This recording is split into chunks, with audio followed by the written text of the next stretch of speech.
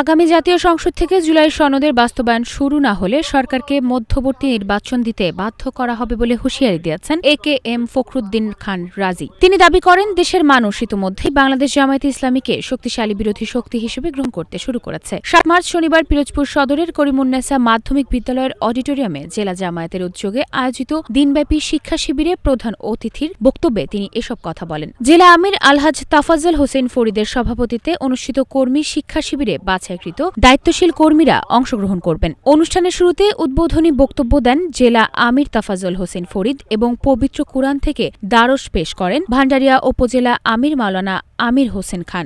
আগামী জাতীয় সংসদ থেকে জুলাই সনদের বাস্তবায়ন যদি শুরু না হয়, আল্লাহর কসম করে বলছি, বাংলাদেশে অনেক দিন পর্যন্ত বিরোধী দল আছে, তা হচ্ছে আপনারা জানেন যে অত্যন্ত ন্যাক্কারজনক ভূমিকা তারা পালন করেছে, কিন্তু ইতিমধ্যেই মানুষের কাছে জামাত ইসলামী এ বলে স্বীকৃতি পাচ্ছে, শক্তিশালী বিরোধী দল হিসেবে আত্মপ্রকাশ করতে যাচ্ছে বাংলাদেশ জামাত ইসলামী।